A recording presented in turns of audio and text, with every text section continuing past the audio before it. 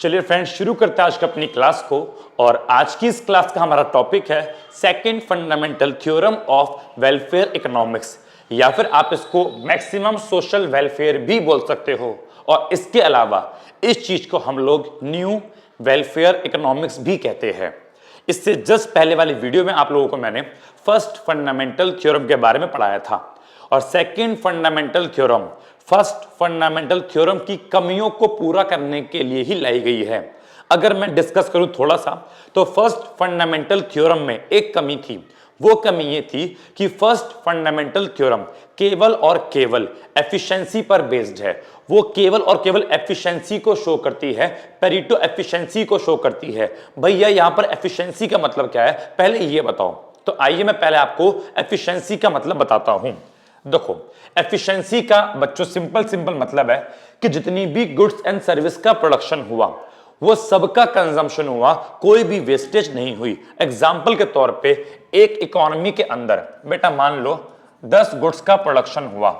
अब अगर ये 10 की 10 गुड्स का कंजम्पशन पूरा हो तो इसको बोलेंगे एफिशिएंसी। ये फर्क नहीं पड़ता कि ए ने कितना कंज्यूम किया या बी ने कितना कंज्यूम किया, बस कंजम्पशन पूरा होना चाहिए। एग्जांपल के तौर पे बेटा मान लो ए ने कंज्यूम की केवल 1 यूनिट और बी ने कंज्यूम की भाई साहब 9 यूनिट। तो ए ने कंज्यूम की 1, बी ने कंज्यूम की 9। It is called efficiency. कि भाई ये मतलब नहीं है ए ने कितना किया बी ने कितना किया, दोनों ने मिला के 10 कंज्यूम किया कि नहीं किया जी, हाँ 10 कंज्यूम किया। ए ने 1, बी ने 9, टोटल 10। या फिर मान लो ए ने कंज्यूम किया 9 और बी ने कंज्यूम किया 1, तो ये भी एफिशिएंसी है क्योंकि 9 और 1 दोनों ने मिलकर 10 कंज्यूम किया। तो फर्स्ट फंडामेंटल थ्योरम, या फिर मैं इसको बोलूंगा फर्स्ट थ्योरम, तो फर्स्ट थ्योरम ने हमको बताया कि एफिशिएंसी लेवल होना चाहिए, गुड्स का पूरा कंजम्पशन होना चाहिए। बट सेकंड फंडामेंटल थ्योरम ने इसको और एक्सटेंड किया और बोला कि नहीं, फर्स्ट फंडामेंटल थ्योरम केवल एफिशिएंसी क्राइटेरिया शो करता है, जबकि एफिशिएंसी के साथ साथ देश में इक्वालिटी भी होनी चाहिए, देश में समानता भी होनी चाहिए। इसको बोलते हैं फेयरनेस, कि देश में फेयरनेस भी होनी चाहिए। सेकंड फंडामेंटल थ्योरम के अनुसार बोला गया कि मान लो देश में 10 गुड्स है, ठीक है। अब ए ने कंज्यूम करी 5 और बी ने भी कंज्यूम करी 5। तो देखो, सबसे पहले यहां पर एफिशिएंसी तो है क्योंकि 5 और 5 10 की 10 गुड्स का कंजम्पशन हो रहा है। ए ने 5 करी, बी ने 5, 10 की 10 गुड्स का कंजम्पशन, एफिशिएंसी तो है। लेकिन एफिशिएंसी के साथ साथ यहां पे फेयरनेस भी है, यहां पर इक्वालिटी भी है। ए ने भी 5 कंज्यूम करी, बी ने भी 5 कंज्यूम करी, दोनों ने सेम लेवल की गुड्स कंज्यूम करी, दोनों को सेटिस्फैक्शन सेम मिली। यहां पर बेईमानी हो रही है, यहां पर एक इंसान को सेटिस्फैक्शन ज्यादा और एक इंसान को सेटिस्फैक्शन कम, जबकि यहां पे क्या है, यहां पे इक्वालिटी है। यहां पे एफिशिएंसी के साथ साथ फेयरनेस भी है, इक्वालिटी भी है, और इसी चीज को बोला गया सेकंड फंडामेंटल थ्योरम।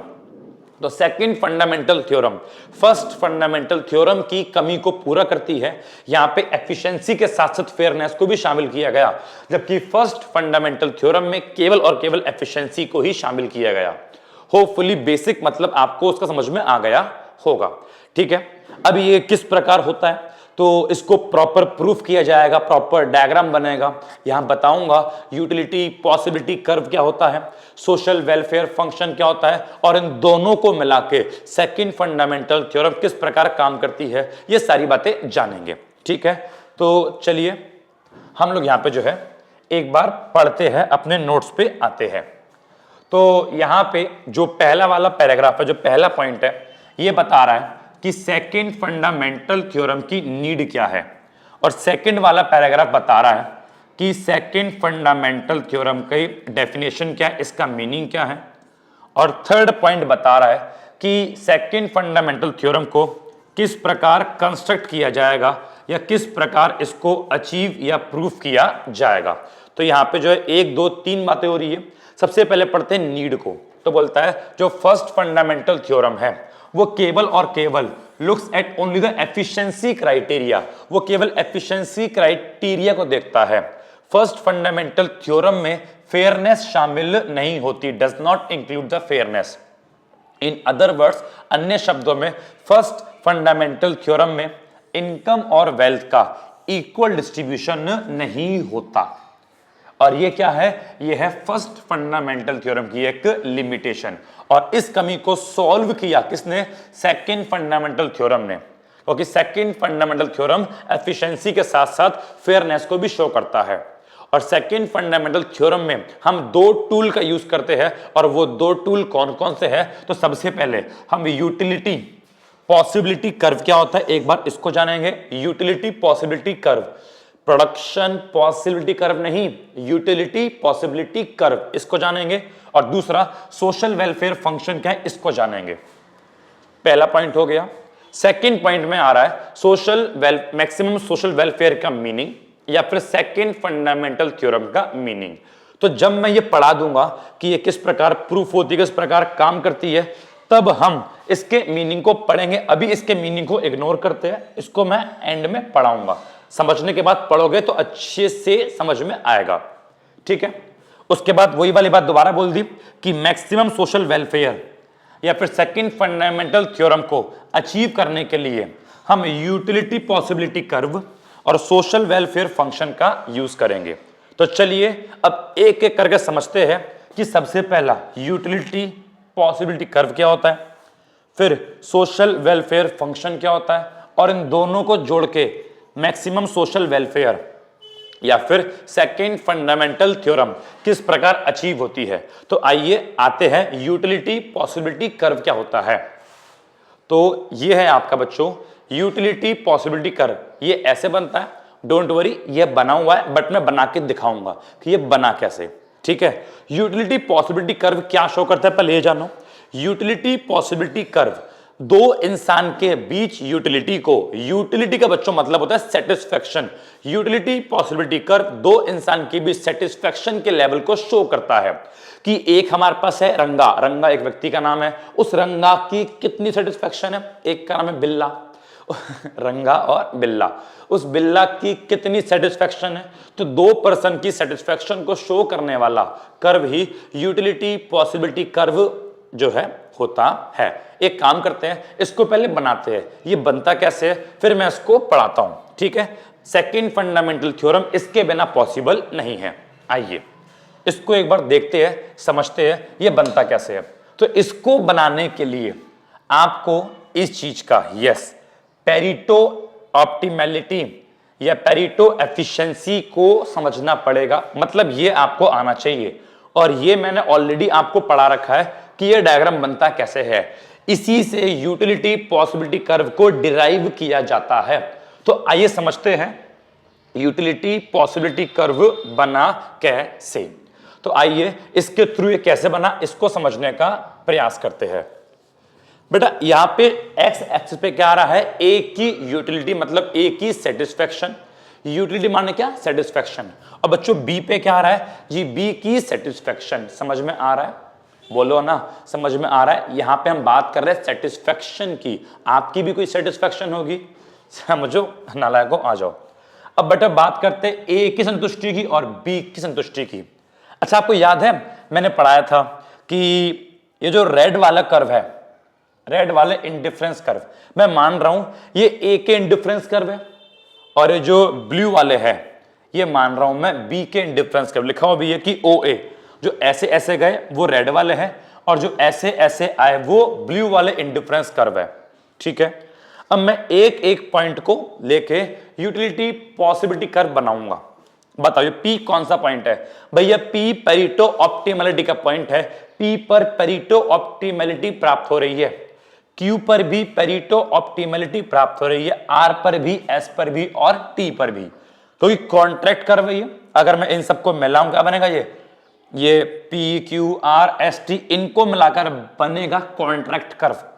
और कॉन्ट्रैक्ट कर्व पे बनने वाला हर एक पॉइंट पेरिटो ऑप्टिमैलिटी को शो करता है, ये बात आप लोग जानते हो।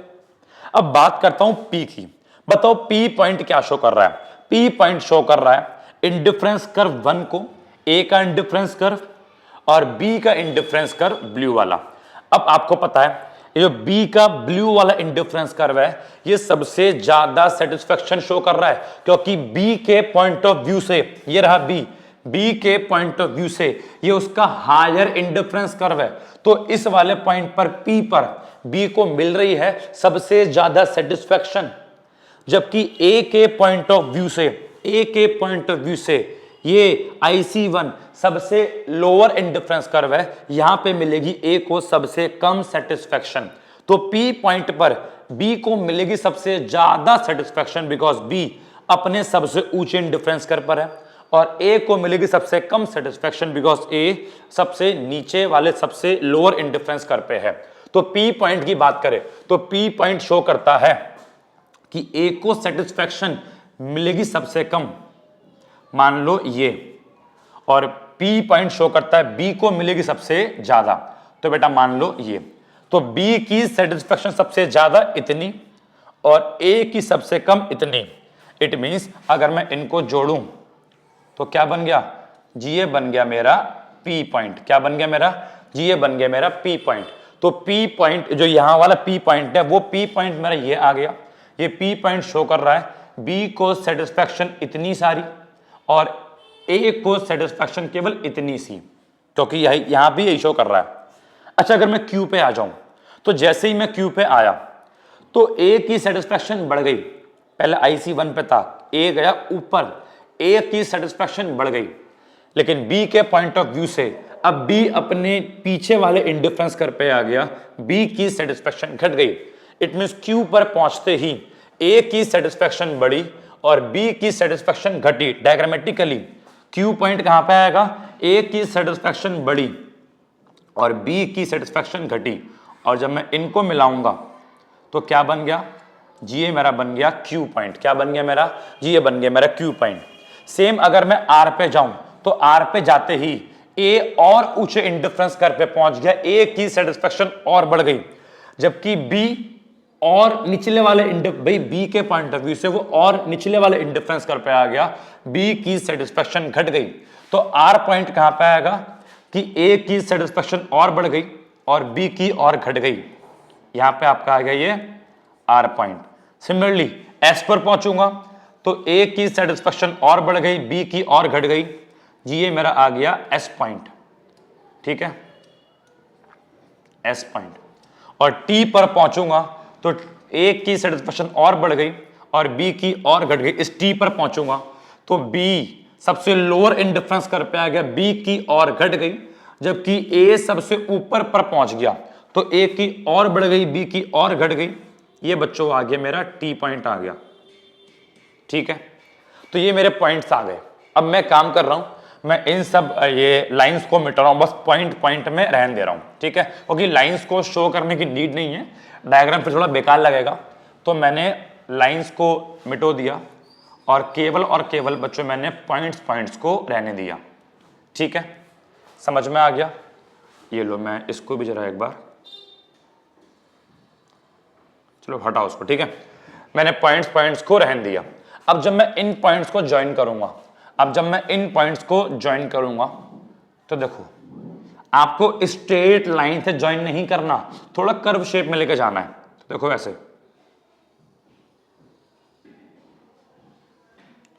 ये ऐसे इन पॉइंट्स को ज्वाइन करूंगा तो जो मुझे ये कर्व मिलेगा बेटा, इसी कर्व को बोला जाएगा यूटिलिटी पॉसिबिलिटी कर्व। ये जो मेरा कर्व आया यहां से लगी ऐसे जो लहर मारता हुआ, ये जो लहर मेरे को आता नहीं डांस वगैरह, जो लहर मारता हुआ ये जो कर्व आया, इससे ही मेरे बच्चे क्या बोलेंगे, यूटिलिटी पॉसिबिलिटी कर्व। कितनी मुश्किल लिखो है, पता नहीं तुम्हें अपने पेपर में पास होने के लिए, अच्छे नंबर लाने के लिए क्या क्या पढ़ना पड़ रहा है। क्या करे बेटा, मुश्किल तो है, लेकिन होपफुली अगर मैं आपको पढ़ा रहा हूं तो मैं ट्राई करता हूं कि मैं काफी इजी लेवल पे लेके जाऊं, मैं काफी इजी लेवल से आपको समझाऊं, एंड होपफुली आपको उस इजी तरीके से समझ में आ भी रहा होगा। भले ही वीडियो थोड़ी लेंथी बन जाती है, लेकिन हाँ समझ में आ जाती होगी, ये मेरे को ऐसा लगता है। अगर ऐसा है तो कमेंट बॉक्स में जरूर मेरे को बताना। ठीक है, ओके। मेरे बाबू ने थाना थाया निब्बी। सुनो भाई, समझ में आ गया।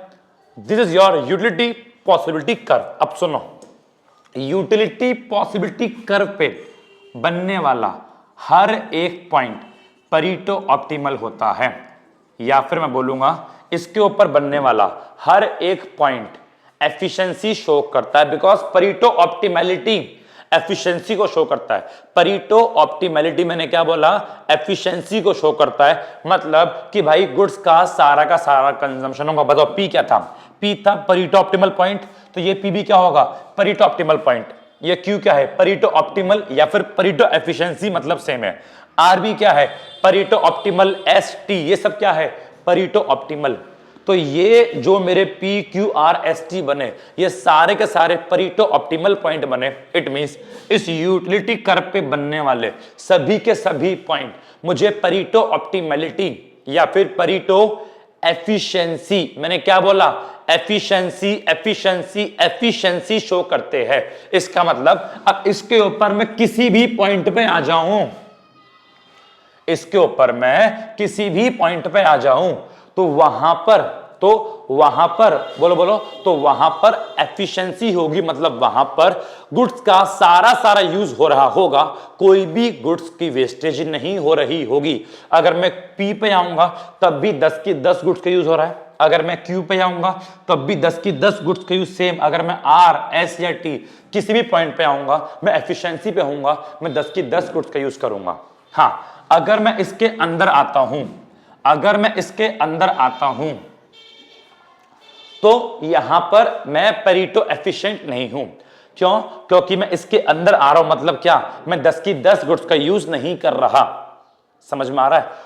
ये अटेनेबल तो है, देखो अटेन मतलब मैं इस पॉइंट पे आ सकता हूं, मैं इसको प्राप्त कर सकता हूं। मान लो मैं इस के पॉइंट पर हूं, मैं इसको प्राप्त कर सकता हूं क्योंकि ये मेरे कर्व के अंदर आ रहा है। अटेनेबल तो है, फीजिबल तो है, प्राप्त तो उसको मैं कर सकता हूं, लेकिन यहां पे 10 की 10 गुड्स का यूज हो ऐसा पॉसिबल नहीं है। मान लो यहां पे क्या हो रहा है, यहां पे केवल और केवल 8 गुड्स का यूज हो पा रहा है, जबकि P Q R S T पर आऊंगा तो 10 की 10 गुड्स का यूज होगा। अच्छा, अगर मैं इसके बाहर गया, मान लो लिखा मैंने एम, तो ये अटेनेबल नहीं है, क्योंकि इसके बाहर जाऊंगा तो गुड्स शो हो रही है ज्यादा। For example m point show कर रहा है 12 गुड्स को, और जबकि आप जानते हो कि आपके पास 12 गुड्स है ही नहीं, आपके पास केवल 10 गुड्स है, तो ना, और ये पेरिटो एफिशिएंसी के पॉइंट नहीं है, के पेरिटो एफिशिएंसी नहीं है, एम पेरिटो एफिशिएंसी नहीं है, पेरिटो एफिशिएंसी वाले पॉइंट केवल वो है तो इस कर्व के ऊपर बन रहे हैं। समझ में आ गया? यहां पर मैं अभी केवल एफिशिएंसी की बात कर रहा हूं, फेयरनेस की बात करूंगा सेकंड डायग्राम में जो अभी आपको पढ़ाऊंगा। तो होपफुली यूटिलिटी पॉसिबिलिटी कर्व होता क्या है और ये क्या शो करता है समझ में आ गया होगा। एक बार मैं आप एक काम करो, वीडियो पॉज करो और पहले इसको नोट करो। हो गया? अब मैं एक बार आपको उसको पहले पढ़ाता हूं, इसलिए लिखा क्या है तो जरा समझेगा। यहां पे क्या लिखा है, तो यहां पे लिखा हुआ है यूटिलिटी पॉसिबिलिटी कर्व शो करता है different utilities level of to consumer, कि दो कंज्यूमर के बीच यूटिलिटी का लेवल क्या है। It shows the transformation of one person utility to another person. अब इसका मतलब क्या है, इस लाइन का मतलब जानो। ये शो कर रहा है दो पर्सन की सेटिस्फेक्शन को। फॉर एग्जाम्पल के तौर पे देखो, अगर मान लो मैं पी पॉइंट पे हूं तो पी पॉइंट शो कर रहा है क्या, बी की यूटिलिटी ज्यादा और ए की यूटिलिटी कम, जबकि क्यू पॉइंट शो कर रहा है बी की यूटिलिटी थोड़ी कम हो गई और ए की यूटिलिटी थोड़ी बढ़ गई। तो ये शो करता है, जो पॉइंट से ये शो करते हैं पर्सन की यूटिलिटी के लेवल को, कि पी पर किसकी ज्यादा किसकी कम, पी पर बी की ज्यादा ए की कम। जैसे ही मैं क्यू पे आया बी की कम ए की ज्यादा, मैं आर पर आया तो बी की और कम ए की और ज्यादा। क्या बात समझ में आपको आ रही है? जी हां आ रही है। तो जब मैं अब एक पॉइंट से दूसरे पॉइंट पे जाऊंगा, पी से क्यू पे या क्यू से आर पे या आर से एस पे जाऊंगा, तो पर्सन की, व्यक्तियों की यूटिलिटी के लेवल के अंदर भी चेंज आएगा। फॉर एग्जांपल मैं पी से अगर एस पे आता हूं तो एस शो करता है कि अब बी की सेटिस्फेक्शन काफी कम यहां पर पहुंच गई, जबकि ए की सेटिस्फेक्शन बढ़ गई, वो यहां पर पहुंच गई। होपफुली समझ में आ गया होगा। तो वही बात यहां पे लिखी हुई है कि ये शो करता है transformation of 1% utility to another. अगर आप एक पॉइंट से दूसरे पॉइंट पे जाओगे तो एक की सेटिस्फैक्शन घटेगी और दूसरे की बढ़ जाएगी। आगे बोलता है it can be constructed by taking each Pareto efficiency allocation and plotting the utility level of the consumer at that allocation. ये सिंपल बोल रहा है कि पेरेटो एफिशिएंसी के एलोकेशन वाले पॉइंट से ही इस कर्व को बनाया गया है। या मैं इसको ऐसे भी बोल सकता हूं, इस कर्व को मैंने कॉन्ट्रैक्ट कर्व से डिराइव किया है, क्योंकि कॉन्ट्रैक्ट कर्व पे जितने भी पॉइंट आते हैं P Q R S T, इन्हीं के माध्यम से इस कर्व को मैंने बनाया है। दैट्स व्हाई हम बोल सकते हैं कि इस कर्व को मैंने इस कॉन्ट्रैक्ट कर्व से डिराइव किया है।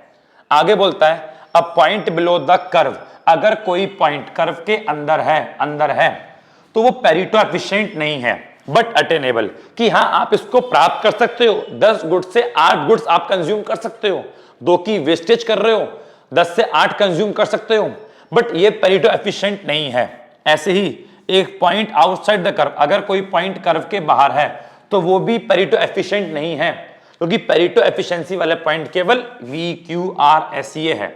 अगर इसके बाहर कोई पॉइंट है तो ना तो वो पेरेटो एफिशिएंट है, और कोई अंदर पॉइंट है ना तो वो पेरेटो एफिशिएंट है। लेकिन बाहर वाले को प्राप्त नहीं कर सकते, अंदर वाले को प्राप्त कर सकते, वही वाली बात बोली है।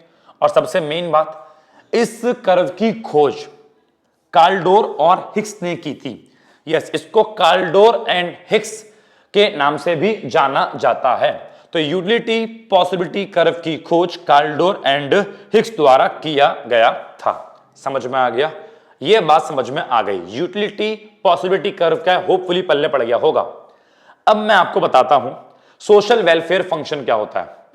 सोशल वेलफेयर फंक्शन शो करता है पर्सन को, व्यक्तियों को मिलने वाला वेलफेयर। व्यक्तियों, फॉर एग्जाम्पल के तौर पे अगर ए और बी दो व्यक्ति हैं और दोनों को ही इक्वल डिस्ट्रीब्यूशन गुड्स का हो रहा है, ए को मिली 5, बी को मिली 5, तो बोलूंगा ये सोशल वेलफेयर है, ये समाज का कल्याण है। समझ में आ गया? अब अगर ए को मिले ज्यादा, बी को मिले कम, तो क्या बोलूंगा? ये सोशल वेलफेयर नहीं है। समझ में आ गया? तो सोशल वेलफेयर फंक्शन शो करता है पर्सन की, एक व्यक्ति को मिलने वाले फायदे के, एक व्यक्ति को मिलने वाले वेलफेयर को। ठीक है, ये डायग्राम कैसे बना, डायग्राम पहले बताऊंगा एंड देन फिर मैं इसकी रीडिंग कराऊंगा। तो देखो, अब मैं आपको सिखाता हूं सोशल वेलफेयर फंक्शन का डायग्राम कैसे बनता है। इसको बच्चों सोशल इंडिफरेंस कर्व कहते हैं। आपको पता है कि इंडिफरेंस कर्व कैसे बनता है जी? इंडिफरेंस कर्व बनता है ऐसे, IC1। लेकिन ये इंडिफरेंस कर्व क्या शो कर रहा है? ये शो कर रहा है सोशल वेलफेयर को, समाज कल्याण को। इट मींस ये अभी बताता हूं, ठीक है। IC2 और IC3, ये मैंने 3 इंडिफरेंस कर्व बनाए। अब ये 3 इंडिफरेंस कर्व क्या शो कर रहा है? ये सोशल वेलफेयर को शो कर रहे हैं, ये व्यक्तियों को मिलने वाले वेलफेयर को शो कर रहे हैं। अब जरा मेरी बात को सुनो। मान लो IC1 पे कोई पॉइंट है A, और ये कोई पॉइंट है B, और ये कोई पॉइंट है C। अब इसका मतलब ये है, अगर मैं A पे रहूंगा या B पे आ जाऊंगा या C पे, किसी भी पॉइंट पे आ जाऊंगा, जितना सोशल वेलफेयर A और B का A पे हो रहा है, उतना ही सोशल वेलफेयर A और B का B पर हो रहा है। मतलब मैं A पे रहूंगा तब भी A और B को इक्वल सेटिस्फैक्शन मिल रही है। आप भूल गए क्या कि याद करो कि इंडिफरेंस कर्व क्या शो करता है? इंडिफरेंस कर्व शो करता है कि एक इंडिफरेंस कर्व पे जितने भी पॉइंट बनेंगे उन सब पे क्या मिलेगी? उन सब पे मिलेगी इक्वल सेटिस्फैक्शन। तो मतलब कहने का ये है, जितनी सेटिस्फैक्शन का मतलब सोशल वेलफेयर, जितना सोशल वेलफेयर, जितनी सेटिस्फैक्शन ए से मिलेगी, उतना ही वेलफेयर बी पॉइंट पे, उतना ही वेलफेयर सी पॉइंट पे। तो ए और बी अगर ए पे रहे तब भी कोई दिक्कत नहीं है, बी पे आ जाएंगे तब भी कोई दिक्कत नहीं है, सी पे आ जाएंगे तब भी कोई दिक्कत नहीं है। मैं ऐसे भी बोल सकता हूं, जितनी फेयरनेस, जितनी इक्वालिटी ए पर है, उतनी ही बराबर इक्वालिटी, बराबर फेयरनेस बी पर है, उतनी ही बराबर इक्वालिटी, बराबर फेयरनेस सी पर है। ठीक है, लेकिन अगर सोशल वेलफेयर कर्व ऊपर गया तो जितना ज्यादा ऊंचा इंडिफरेंस कर्व, उतनी ही ज्यादा सेटिस्फैक्शन। पता होगा? ऐसे ही जितना ज्यादा ऊपर ये सोशल इंडिफरेंस कर्व जाएगा, वेलफेयर उतना ही बढ़ता जाएगा। इसका मतलब अब मान लो यहां पर कोई पॉइंट है P, यहां पर कोई पॉइंट है Q, तो P से सेटिस्फैक्शन अब मिलेगी ज्यादा। A, B, C की अपेक्षा P से सोशल वेलफेयर होगा ज्यादा, P से आपकी फेयरनेस होगी ज्यादा।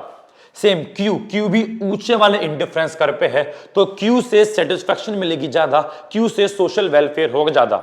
लेकिन हाँ, जितनी सेटिस्फैक्शन, जितना सोशल वेलफेयर P देगा उतना ही सोशल वेलफेयर Q भी देगा, बिकॉज दोनों सेम इंडिफरेंस कर पे है, तो जितना मजा P से आएगा उतना ही मजा Q से भी आएगा। और इसके अलावा अगर मान लो हम यहां पर पहुंच गए, यहां मान लो M है, यहां मान लो N है, तो अब M और N क्या देंगे? M और N प्रोवाइड करेंगे सबसे ज्यादा सेटिस्फैक्शन, सबसे ज्यादा सोशल वेलफेयर, सबसे ज्यादा इक्वालिटी, सबसे ज्यादा फेयरनेस, क्योंकि ये सबसे ऊंचे इंडिफरेंस कर पे है। लेकिन वही वाली बात, जितनी सेटिस्फैक्शन मिलेगी M से उतनी ही मिलेगी N से। इस चीज को बच्चों बोला गया सोशल इंडिफरेंस कर्व।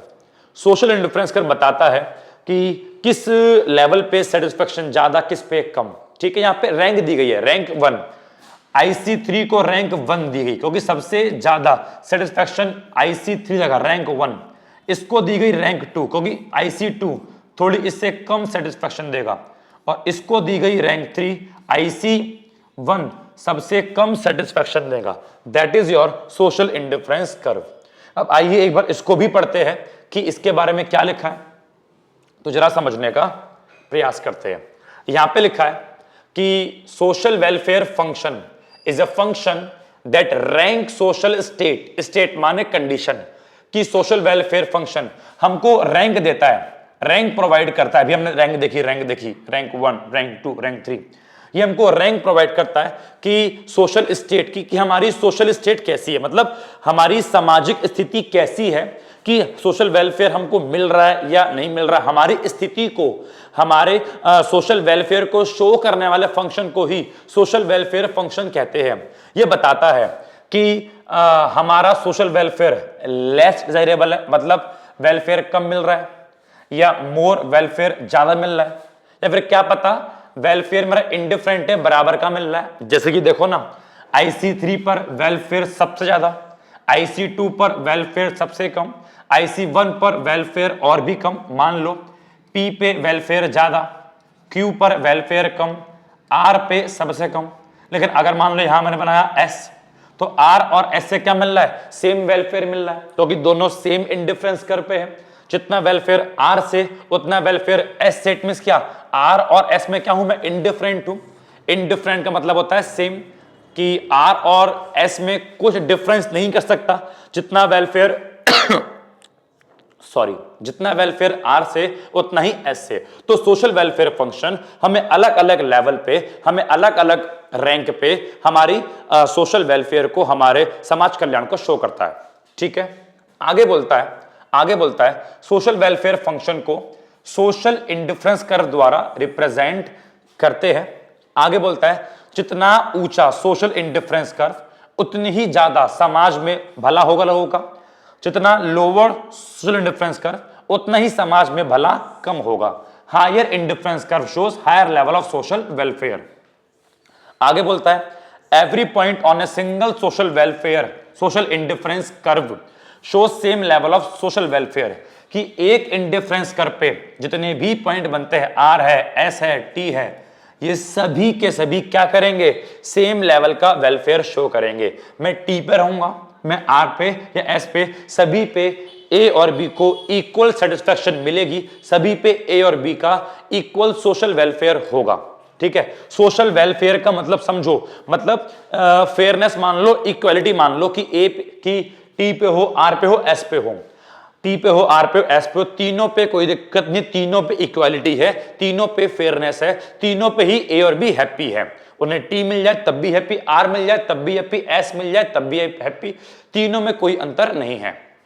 आगे बोलता है मैथमेटिकली अगर मेरे को सोशल वेलफेयर फंक्शन को रिप्रेजेंट करना हो तो उसको बच्चों करते हैं ऐसे, कि W माने welfare is equal to F माने function of utility A and utility B, कि A की यूटिलिटी और B की यूटिलिटी से ही हमें क्या मिलता है, सोशल वेलफेयर मिलता है। ठीक है, अब बता दूं मैं इसको हम लोग Bergson and Samuelson social welfare function भी कहते हैं, क्योंकि सोशल वेलफेयर फंक्शन को देने वाले यही दो व्यक्ति थे, बर्गसन एंड सैमुएल्सन। ठीक है, चलिए, तो सोशल वेलफेयर फंक्शन क्या है, होपफुली समझ में आ गया होगा। ठीक है, ये शो करता है ए और बी को मिलने वाली सोशल वेलफेयर कि ए और बी को कितना वेलफेयर किस लेवल से हो रहा है। ठीक है, होपफुली सोशल वेलफेयर फंक्शन भी क्लियर हो गया होगा। अब मैं आपको पढ़ाऊंगा यूटिलिटी पॉसिबिलिटी कर्व इसके माध्यम से और सोशल वेलफेयर फंक्शन इसके माध्यम से, दोनों को जोड़ के किस प्रकार मैक्सिमम सोशल वेलफेयर को अचीव करते हैं या किस प्रकार सेकंड फंडामेंटल थ्योरम पे आते हैं। मतलब एफिशिएंसी भी होनी चाहिए और एफिशिएंसी के साथ साथ सोशल वेलफेयर भी होना चाहिए। इसको इस वाले कर्व ने, यूटिलिटी पॉसिबिलिटी कर्व ने हमें एफिशिएंसी सिखाई कि इसके हर एक पॉइंट पे हम एफिशिएंट हैं। हमको, क्योंकि देखो हमको देश में एफिशिएंसी भी चाहिए, वेस्टेज ना हो, तो इसके हर एक पॉइंट ने एफिशिएंसी को शो किया, ये एफिशिएंसी को शो कर रहा है, और इसके हर एक पॉइंट ने फेयरनेस को शो किया, ये फेयरनेस को शो कर रहा है कि आप किसी भी पॉइंट पे आ जाओ, आप हर लेवल पे फेयर हो, आप टी पर भी फेयर हो, आर पर भी फेयर हो, एस पर भी फेयर हो। लेकिन अगर आपको अपनी फेयरनेस और बढ़ानी है, सोशल वेलफेयर और बढ़ाना है, इक्वालिटी और बढ़ानी है, आप क्यू पे आ जाओ, और अगर और ज्यादा करना है आप पी पे आ जाओ। तो ये वाला कर्व शो कर रहा है फेयरनेस को, सोशल वेलफेयर को, ये वाला कर्व शो कर रहा है एफिशिएंसी को, और अब दोनों को जोड़ेंगे और हम अब एक ऐसे लेवल पे आएंगे जहां पर देश में एफिशिएंसी भी होगी और एफिशिएंसी के साथ साथ देश में फेयरनेस भी होगी।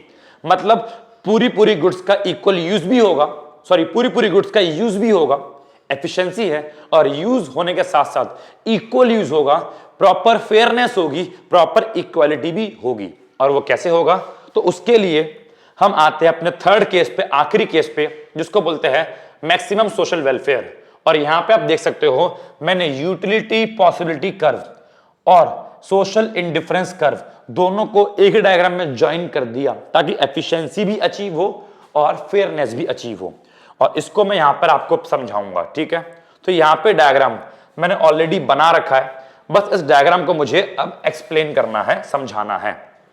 देखो, जो ये ब्लू वाला है ये शो कर रहा है क्या, ये ब्लू वाला कर्व शो कर रहा है यूटिलिटी, ये शो कर रहा है क्या, ये शो कर रहा है यूटिलिटी पॉसिबिलिटी कर्व, या फिर ये शो, और इसके ऊपर जो पॉइंट बने हैं इसके ऊपर कौन सा पॉइंट है, इस ब्लू वाले कर्व के ऊपर केवल दो पॉइंट आ रहे हैं, एक पॉइंट आ रहा है ए, एक पॉइंट आ रहा है सी।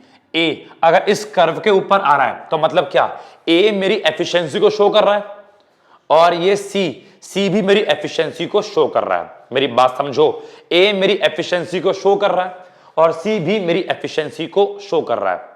समझ में आ गया, जितना एफिशिएंट मैं ए पर हूं उतने एफिशिएंट मैं सी पर भी हूं। तो मतलब मैं ए और सी में से कोई पॉइंट चुनना चाहूंगा, बिकॉज यहां पर मेरी क्या है, एफिशिएंसी है, 10 की 10 गुड्स का प्रॉपर यूज हो रहा है, एफिशिएंसी है, होगी। यूटिलिटी पॉसिबिलिटी कर्व एफिशिएंसी को शो करेगा। अच्छा, इसको नाम दिए मैंने, ये मान लो मैंने बोला IC1, IC2, IC3। अब ये शो कर रहे हैं किसको, ये इंडिफरेंस कर्व शो कर रहे हैं मेरे सोशल वेलफेयर को। IC1 पर सोशल वेलफेयर कम मिलेगी, IC2 पर सोशल वेलफेयर ज्यादा, IC3 पर सोशल वेलफेयर और ज्यादा। मान लो मैंने एक कर्व आपके लिए और बना दिया, IC4 बना दिया, और मान लो इस पर मैंने कोई पॉइंट बोल दिया D, ये लो जी लो, इस पर सोशल वेलफेयर और ज्यादा। अब दिक्कत, अब मेरे को देखना यह है मैं A चुनूं, B चुनूं, C चुनूं या D चुनूं, चारों के ऊपर बात करते हैं और देखते हैं कौन सा पॉइंट मेरे लिए बेस्ट है जहां पर एफिशिएंसी भी हो और एफिशिएंसी के साथ मेरी फेयरनेस भी हो। ठीक है, आइए सबसे पहले पकड़ते हैं डी पॉइंट को। हाँ भाई, डी पॉइंट पे आ जाओ। डी पॉइंट देखा जाए तो डी पॉइंट सोशली डिजायरेबल है कि समाज डी पॉइंट को चाहता है, क्योंकि डी सबसे ऊपर वाले इंडिफरेंस कर्व पे है और ये सबसे ज्यादा ही सोशल वेलफेयर शो करेगा, सबसे ज्यादा इक्वालिटी, सबसे ज्यादा फेयरनेस, सबसे ज्यादा सोशल वेलफेयर कहां पे है भाई, डी पर है। लेकिन डी हमारी इस यूटिलिटी पॉसिबिलिटी कर्व से बाहर है और हम इस बाहर वाले पॉइंट को प्राप्त नहीं कर सकते, तो डी हो गया आउट, क्योंकि ये पेरेटो एफिशिएंसी वाला पॉइंट नहीं है। पेरेटो एफिशिएंसी वाला पॉइंट कौन सा होगा, तो इस कर्व पे आएगा। चलिए ओके, अब बच्चों बात करते हैं ए की, किसकी, ए की। आइए ए पे आते हैं। अब ए को देखूं, ए को अगर मैं ए को देखूं तो भाई ए वाला पॉइंट यार है तो बढ़िया, बढ़िया बोले तो जी ए वाला पॉइंट इसलिए बढ़िया है क्योंकि सबसे पहला ये हमारे यूटिलिटी पॉसिबिलिटी कर्व के ऊपर आ रहा है, तो ए वाला पॉइंट मेरे को एफिशिएंसी शो कर रहा है। एफिशिएंसी के मामले में अगर मैं एफिशिएंसी का पॉइंट ऑफ व्यू देखूं तो उस मामले में ए मेरा बेस्ट है। लेकिन अगर मैं सोशल वेलफेयर के मामले में देखूं तो ए देखो, ए देखो, ए देखो किस पे है, इंडिफरेंस कर्व 1 पे है और इंडिफरेंस कर्व 1 सबसे लोअर इंडिफरेंस कर्व है और ये मेरे को सबसे कम सेटिस्फैक्शन शो कर रहा है, सबसे कम सोशल वेलफेयर शो कर रहा है। ए वाला एफिशिएंट तो है भाई, एफिशिएंसी में तो नंबर 1 पे है, 10 की 10 गुड्स का यूज हो रहा है। क्यों? क्योंकि यूटिलिटी पॉसिबिलिटी कर्व के ऊपर बना हुआ है, एफिशिएंसी पूरी पूरी है, पेरेटो एफिशिएंसी पूरी पूरी है। लेकिन सोशल वेलफेयर के मामले में ये काफी डाउन है, तो मैं ए पॉइंट को नहीं चुनूंगा क्योंकि ए से अच्छा पॉइंट तो मेरे लिए बी है। ए से अच्छा पॉइंट तो मेरे लिए बी है। क्यों? क्योंकि बी में सोशल वेलफेयर ज्यादा है, बी में सोशल वेलफेयर ए से ज्यादा है क्योंकि बी थोड़े ऊंचे वाले इंडिफरेंस कर्व पे है, तो बी में सोशल वेलफेयर ज्यादा है। लेकिन मैं चुनूंगा बी को भी नहीं, ए से अच्छा बी है लेकिन मैं चुनूंगा बी को भी नहीं। क्यों? क्योंकि बी में सोशल वेलफेयर तो ए से ज्यादा है लेकिन बी पेरेटो एफिशिएंसी वाला पॉइंट नहीं है। यहां पर मेरे को मेरी पेरेटो एफिशिएंसी नहीं दिख रही क्योंकि ये यूटिलिटी पॉसिबिलिटी कर्व के अंदर है, इसके ऊपर नहीं है। भैया मेरे को तो फेयरनेस भी चाहिए, सोशल वेलफेयर भी चाहिए और पेरेटो एफिशिएंसी भी चाहिए, क्योंकि बी पर सोशल वेलफेयर तो है बट पेरेटो एफिशिएंसी नहीं है। अब मैं आता हूं सी पर, सी को चुनूंगा या नहीं चुनूंगा बताओ। तो सी को देखो, सी जो है मेरा यूटिलिटी पॉसिबिलिटी कर्व के ऊपर तो है, मतलब एफिशिएंसी तो भाई पूरी पूरी है, मजा आ रहा है। सी में 10 की 10 गुड्स का प्रॉपर यूज हो रहा है, एफिशिएंसी मेरी पूरी पूरी है। और अगर बात करूं सोशल वेलफेयर की तो सोशल वेलफेयर के मामले में भी अच्छा है क्योंकि सी सबसे ऊंचे इंडिफरेंस कर्व पे है। इट मींस ये ए से भी ज्यादा सोशल वेलफेयर प्रोवाइड कर रहा है, ये बी से भी ज्यादा सोशल वेलफेयर प्रोवाइड कर रहा है। तो कि सी ए वाला पॉइंट और बी वाले पॉइंट इनसे ऊपर है, तो सी पर social welfare IC1, IC2, IC3 सी पर सोशल वेलफेयर ए और बी से ज्यादा ही मिल रही है, तो मैं सी को चुनूंगा। अब भैया डी पर भी तो मिल रही है लेकिन डी में फिर समस्या वही है, सोशल वेलफेयर सी से ज्यादा है बट पेरेटो एफिशिएंसी नहीं है। मेरे को ऐसा पॉइंट चाहिए जहां पर सोशल वेलफेयर भी सबसे ज्यादा हो और पेरेटो एफिशिएंसी भी हो, और इस कंडीशन में सी मेरा बेस्ट पॉइंट है, तो मैं अपने सी वाले पॉइंट को चुनूंगा। और जब मैं सी वाले पॉइंट को चुनूंगा तो मेरे को चलेगा पता इस सी वाले पॉइंट पर बी की इतनी सेटिस्फैक्शन है और ए की इतनी सेटिस्फैक्शन है। समझ में आ गया? सी वाला पॉइंट मेरा बेस्ट है, यहाँ पे सोशल वेलफेयर भी सबसे ज्यादा है, फेयरनेस भी सबसे ज्यादा है as compare to A and B, और तो और ये मेरा पेरेटो एफिशिएंसी वाला पॉइंट भी है। तो सी हो गया मेरा कौन सा पॉइंट? सी हो गया मेरा वो पॉइंट जो क्या शो करेगा, जो शो करेगा मैक्सिमम सोशल वेलफेयर को। होपफुली समझ में आ गया होगा मैक्सिमम सोशल वेलफेयर को किस प्रकार अचीव किया जाता है। चलिए समझ में आ गया, तो यही था आपका। अब एक बार इसको पढ़ लेते हैं। तो यहां पे लिखा हुआ है, ठीक है, और मुझे मीनिंग भी पढ़ाना है। तो यहां पे लिखा हुआ है कि maximum social welfare is achieved at that point.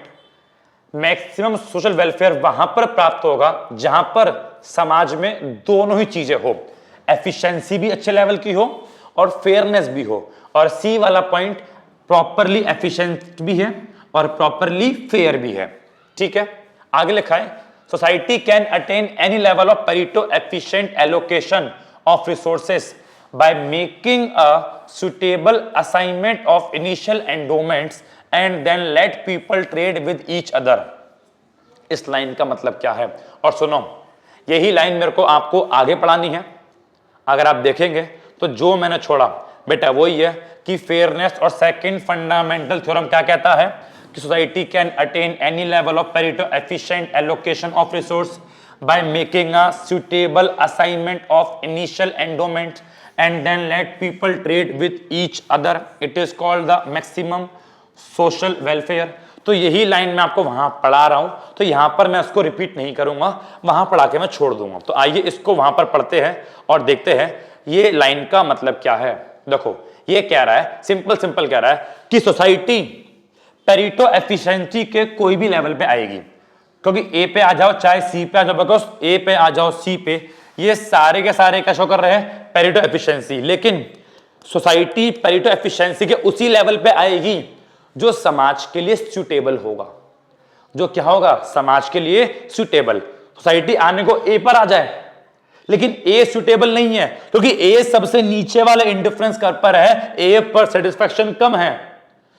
Society इसलिए सी पर आएगी, क्योंकि सी पर एफिशिएंसी भी है और ये सी पॉइंट समाज के लिए सूटेबल भी है, बिकॉज सी पॉइंट पर सेटिस्फैक्शन ए और बी से ज्यादा ही मिल रही है।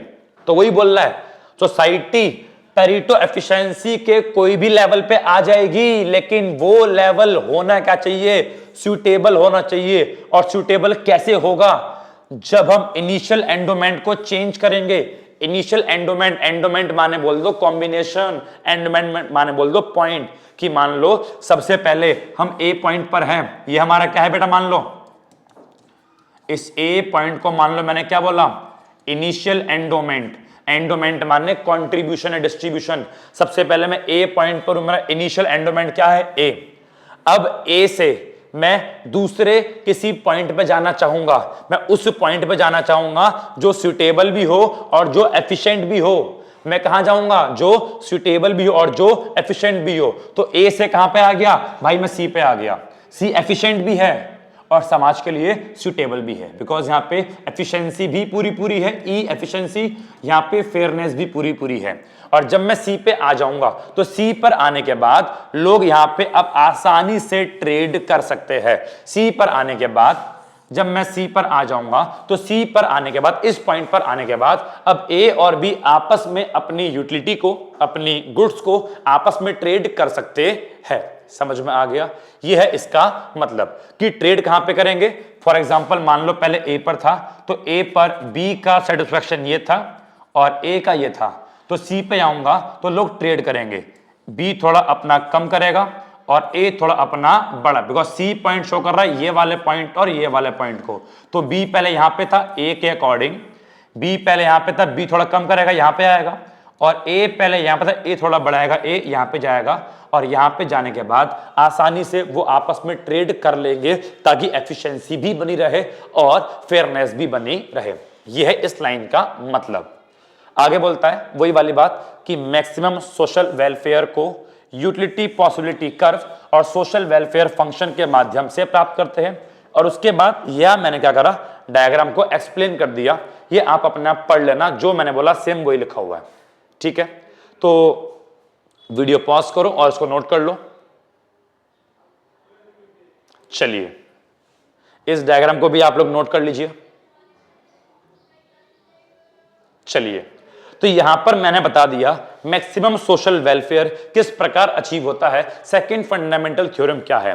होपफुली एकदम अच्छे से समझ में आ गया होगा। पेपर में क्वेश्चन आए तो जो भी नोट्स में लिखा है, जो भी आपकी इस पीडीएफ में लिखा है, सारा आप ऐसे ही लिख के आएंगे। ठीक है, इसके आपको नोट जो है मिल जाएंगे। अगर आपको नोट करना तो नोट भी कर लो, ये लो,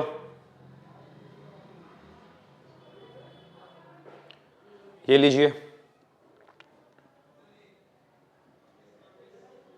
ये लीजिए। यस, तो आज के लिए इतना काफी है। Thank you so much, bye bye, God bless you, take care.